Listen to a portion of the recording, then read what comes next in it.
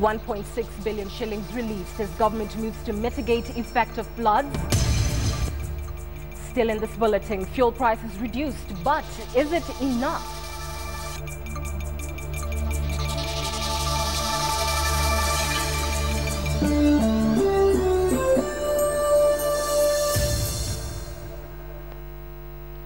Welcome to the bulletin. Members of Parliament from the Accord Coalition are deliberating on the political future of one Kalonzo Musyoka after a section of Accord members indicated that they wanted to find out ways of bringing him back into the 11th Parliament. Now, although Raila Odinga and Kalonzo Musyoka declined to comment on the issue when they arrived in Naivasha for the Accord retreat today, while the members in attendance admitted that it was one of the issues that they wanted to have discussed.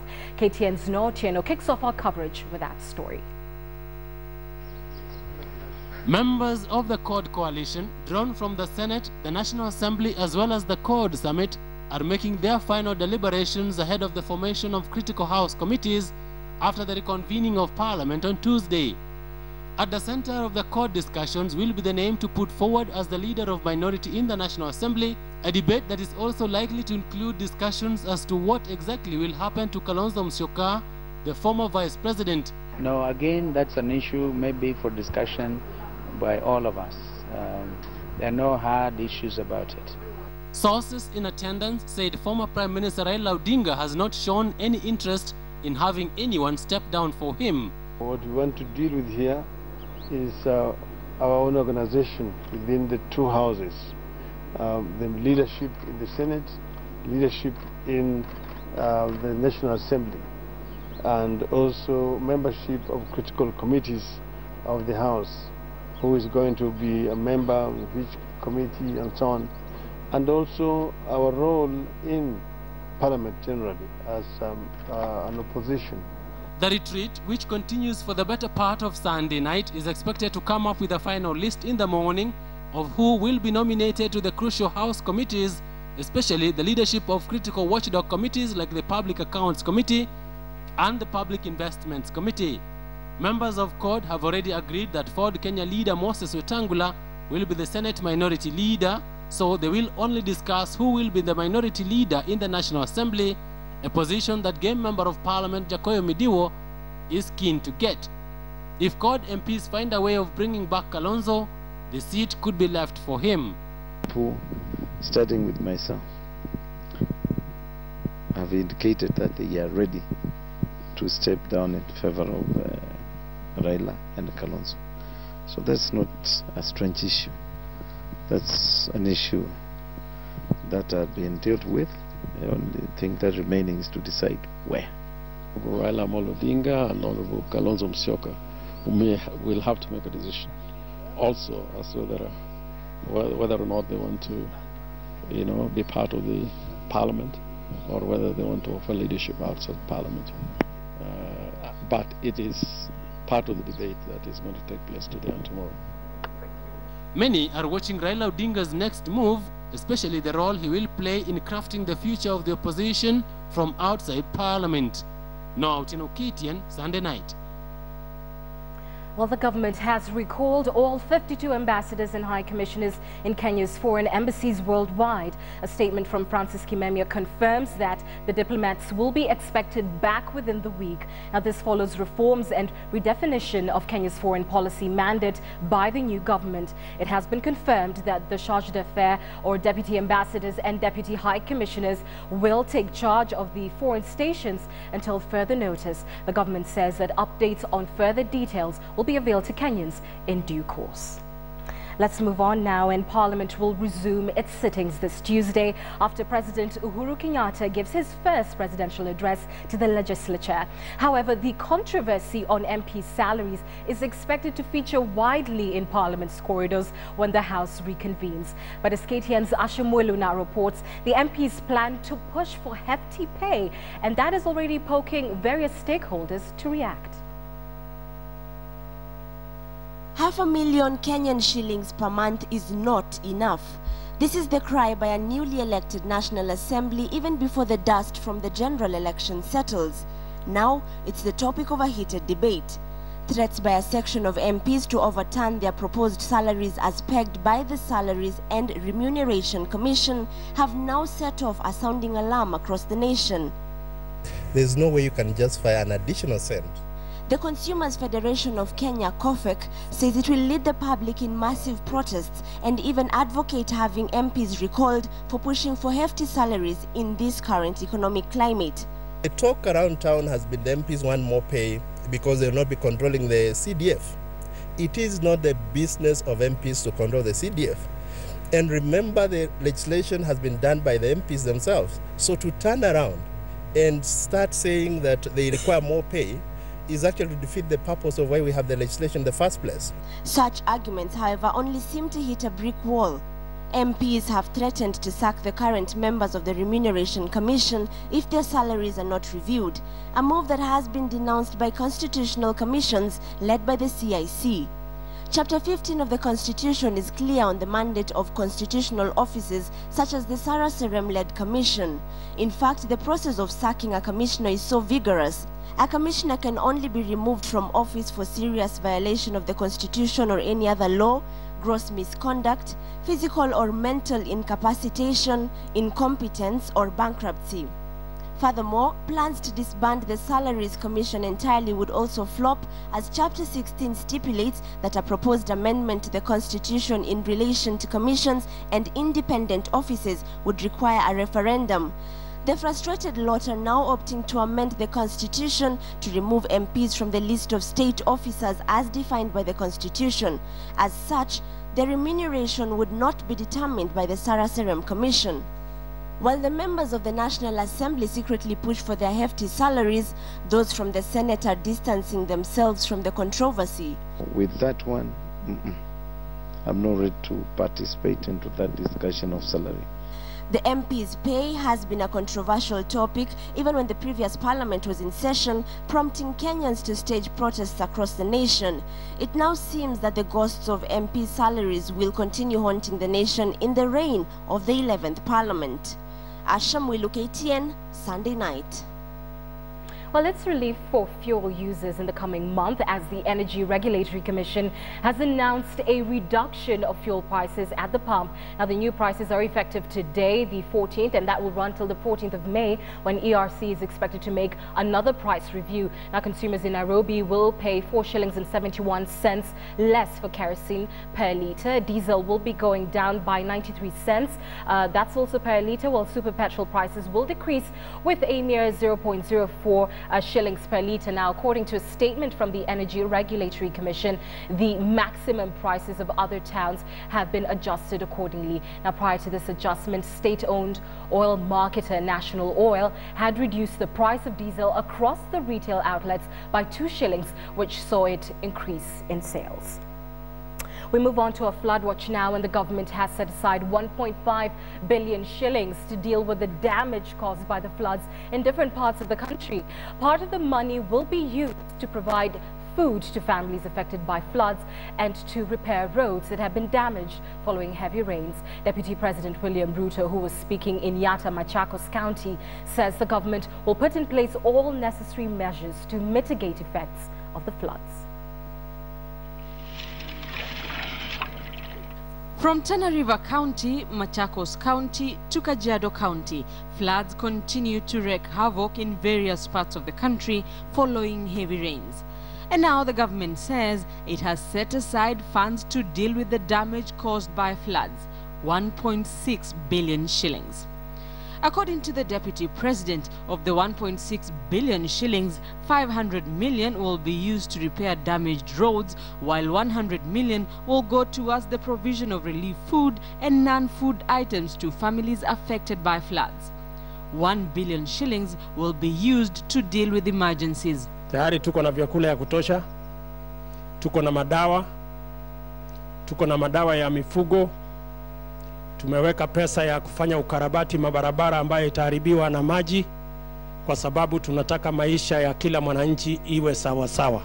Ruto was speaking when he toured the Mathanto Bridge. The deputy president, who had earlier attended a church service at the St. Paul's Catholic Church in Yatta constituency, visited Yatta just hours after 3 people, a mother, her son and granddaughter, died following a landslide in Mavoloni in Yatta district when the houses they were sleeping in were buried in mud on Saturday night. Sisi wote tumekubaliana sasa maneno ya uchaguzi na siasa imepita. Sasa ni wakati wa kukunja shati na kukaza mshipi tufanye kazi. President Uhuru Kenyatta, who attended a church service at the St. Austin's Parish in Lavington, is expected to set up a disaster management authority in coming days. Rita Tinina, KTN. Now, sexual violence is considered one of the most heinous crimes, yet it is the least reported around the world, and it has been used to subdue women and children as a gruesome weapon in conflict. But recently, the world has started to talk more openly about sexual violence, and innovations such as the anti-rape gadgets are being invented every now and then, like 3 engineer students who have now come up with a bra that sends high voltage coursing through the body of an attacker. But how useful are these innovations? Well, KTN's Catherine Mwantho explores the interesting anti-rape bra and its relevance to Kenya.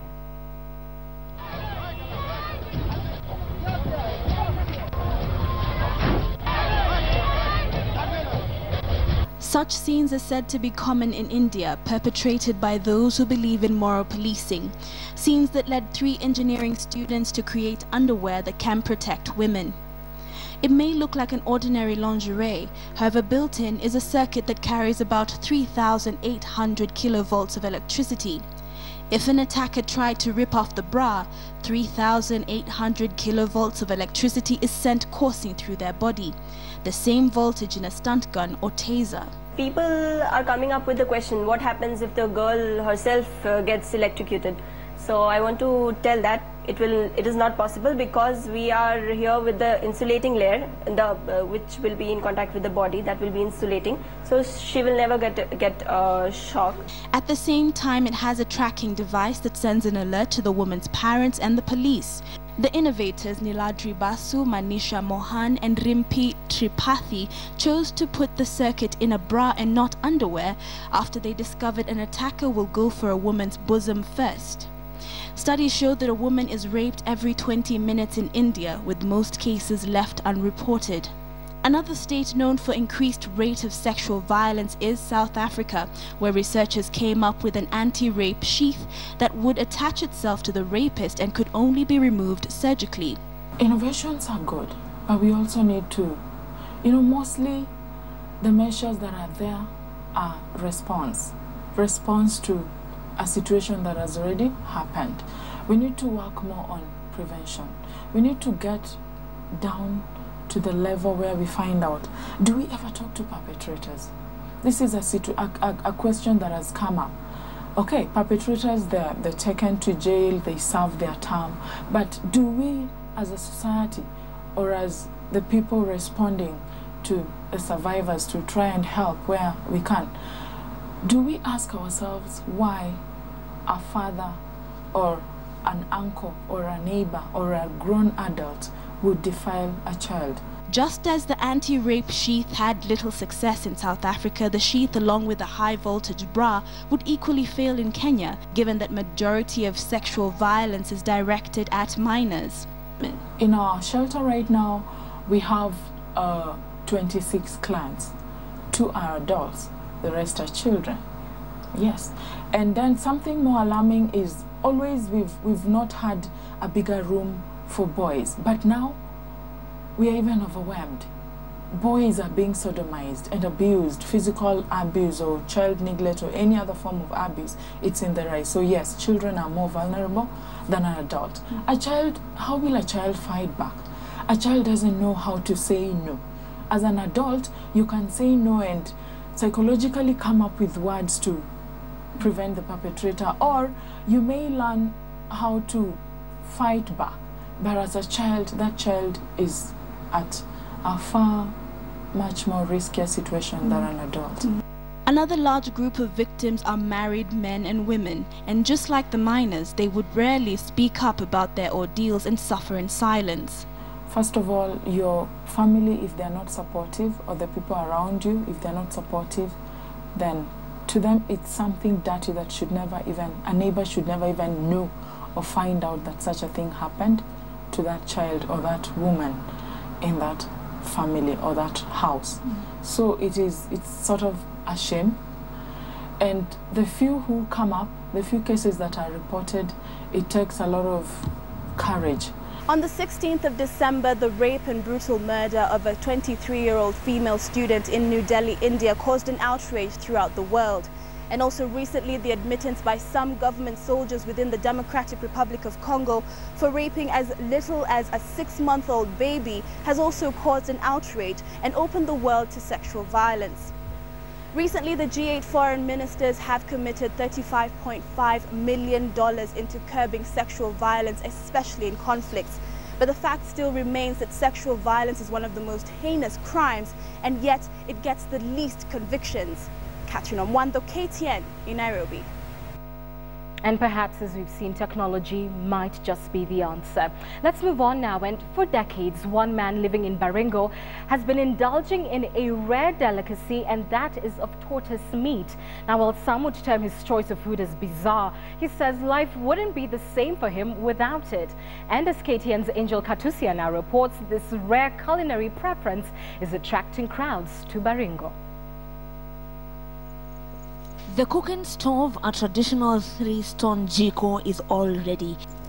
Probably sensing his guests were finding their way to this shrubby, abandoned land that he calls home. They are bringing him a delicacy he was introduced to by his father decades ago when he was a child living in Katulo in Turkana. Now 80 years old, Amoit Oleshiri is living here in Mugosho in Baringo after he fled home due to insecurity. His story, however, is not that of an 80-year-old man sheltering in the bush, but that of an old man who tortoise meat is his favorite. Today his guests are here with one. He doesn't waste any minute. The 30 minutes process to him is so normal, just like one would skin a goat. With years of experience in the field, he removes the intestines, lungs and liver with ease. The only piece of the tortoise that he does not eat apart from the hard outer shell is the heart and head of the animal, of which he says if one eats, he would become sick. With all ready, he put the meat to boil. He tells us a single mature tortoise usually takes him 3 to 4 days when eaten alone. This old man dislikes ugali or vegetables.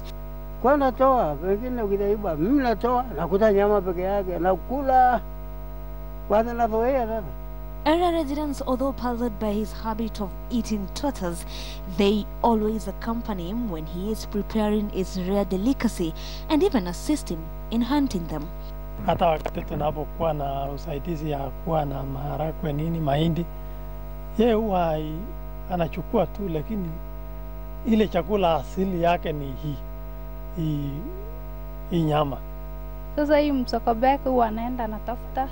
Watoto hata wakipata anakuja anamtafuta hapa hivi, anamwambia kuna msokobe.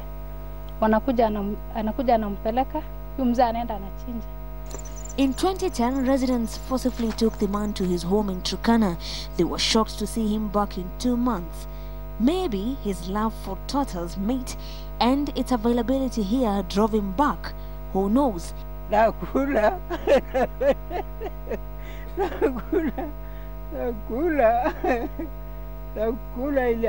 It is a delicacy that many would have to think twice before indulging, while some may question his culinary preferences. From there, without tortoise meat, life would not be the same. Angel Katuse, KTN Sunday night. Angel, thank you. Now, one of Kenya's best-selling novelists, John Kiriamiti, who became infamous in the 1970s for his criminal activities in Nairobi, has attracted a blockbuster movie on his life.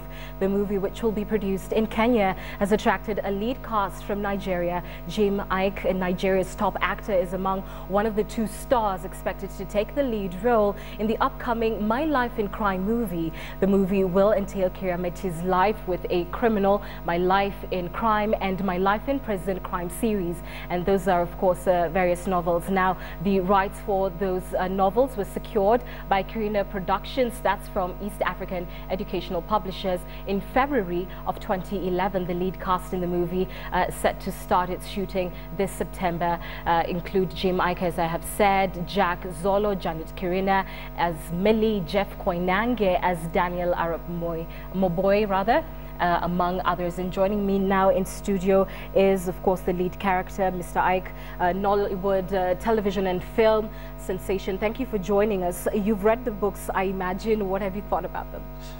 Phenomenal. It's just one of those stories that embodies the commitment and history of a nation. And I just thought it's an actor's dream to find this on my lap all of a sudden. All right. Well, why were you interested in playing this role? Did they approach you? Did you hear about it in audition? I was approached initially in Uganda by Mr. Schnell, who happened to be the producer-director, to play the lead. Originally wanted me to come and audition for it, and I think the medium was to send a clip of myself. They selected certain scenes I was to go through.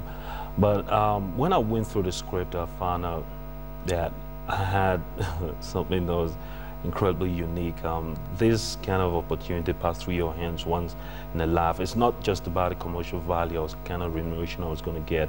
It's about it not only being a career propeller, but it's a massive opportunity to send a message, to be a part of the dissemination of something extremely unique. And I told him that I wanted to come in person to cast for it.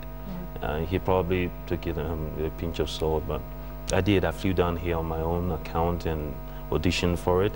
And after that, I think a month later, we were in Amsterdam shooting my reality show, and he called in to say that I got the role, I could come sign for it. Certainly, Nollywood has fared somewhat better than our Riverwood, but there is a lot of parallels between the 2 industries. Just your opinion as a prominent actor as to the role of, Africans telling their own stories. It's the uniqueness of our story and the fact that we understand our target demographics, and the fact also that we can't tell any other story but our own. I think this is part of what creates the industry as a whole. And we target not only black men in the diaspora, we also target people that, that have drifted away from their cultural divides. And, and then we feed them what they need to hear and what they need to be affiliated with, not only for them, but the generation that follow that apparently we're losing grip of as we go. So Nollywood understands this market, and we've stayed true to it, and I think that is part of the element that propels its success. And this is a very random question, but it does appear that a lot of Nollywood productions have a heavy content that is based on witchcraft. Why is that? Is that by design or coincidence? Well, that was the initial stage. From the inception, it's always been that they thought it will capture certain interest to especially from the grassroots level, to embrace completely the hardcore part of our Africanness, so to speak. But as we went, things changed drastically. We're now having a cadre of well-trained professionals that have been coming into the industry, and I think if you follow avidly lately, it's been nothing but first-class stories that can stand the test of time, and it's enough for global appeal in every sense. Your hope for this movie that is set to go into production in September, I believe. Yes. Nothing but the best. We have something extremely unique in our hands. The life and times of Mr. Kiriamiti, and the fact that this is a collaboration of a Canadian and Kenyan effort is a story about the history of a man that changed his life for the better and affected so many people's lives in doing so. It's a Kenyan story for Kenyans, but with a global reach. So I think the sky is a starting point. I have nothing but best wishes for this story. And, Mike, thank you for speaking to us, and I hope pleasure. you enjoy your filming in Kenya. Thank you. Well, we'll take a short break. Let me make a quick clarification. A war between the Ministry of Sports and Athletics Kenya is looming, and the bone of contention is the latter's decision to go ahead with its planned countrywide elections, which starts at the county level on Monday. The Ministry of Sports, through its Permanent Secretary James Waweru and Commissioner of Sports Gordon Oluoch, wants the exercise stopped. Reason: AK has not complied with their constitution and the national legal document. According to Oluoch, the elections, if allowed to go on, will not only be legal, but will open up the association and the exercise to court challenges. Oluoch says AK constitution is not registered with the Registrar of Societies. But AK Chairman Isaiah Kiblagat showed KTN an exemption certificate from the Registrar of Societies, which does not bind them to register their legal document with the Registrar. The PS has no authority, has no legal basis to call for any postponement. One of the issues the ministry raised concern is the gender rule, which requires that a third of all the elected officials should be women, and that election should start from the wards level. So if the PS feels that he has got anything, he can tell us which law is operating under, because he cannot suspend us anyway, by any chance. The national elections shall be held on the 30th of April, the last day as stipulated by the Federation's constitution. Joshua Kemboy, KTN Sports Today. Back to soccer now. KCB conceded the first defeat of the 2013 Premier League season after going down 2-1 against Gor Mahia at the City Stadium. Ramasali made the difference in that match as he scored the winner in the death. Defending champions Tusker were humiliated by Muhoroni, who edged them 1-0 to dump them on the lower end of the table.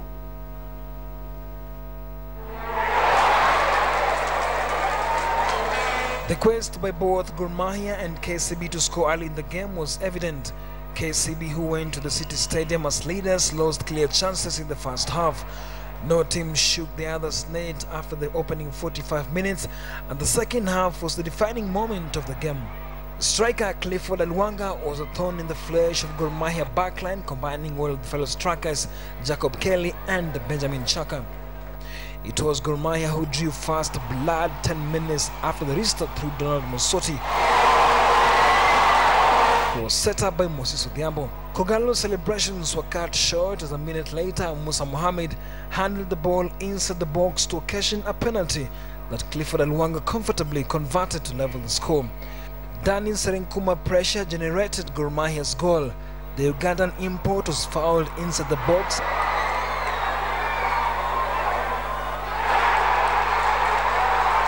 Rama Salim slotted in the resultant spot kick.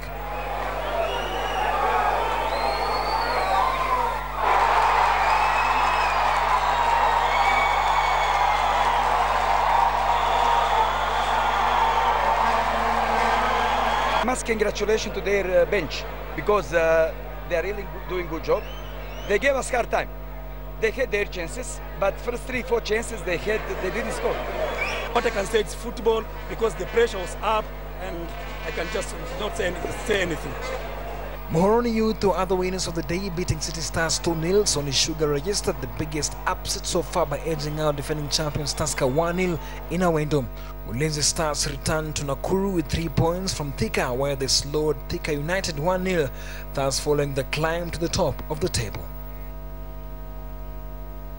Let's now take a look at basketball. Zite College among surprise winners in the second week of the National Basketball League at the Nyayo Stadium Gymnasium. Division 1 side Equity Bank was in a class of their own, giving the Kenya Airports Authority a hard time to emerge 45-30 victors. In another Division 1 clash, Zite College showed signs of a trouble causing side and the narrowly beat Parklands 46-41.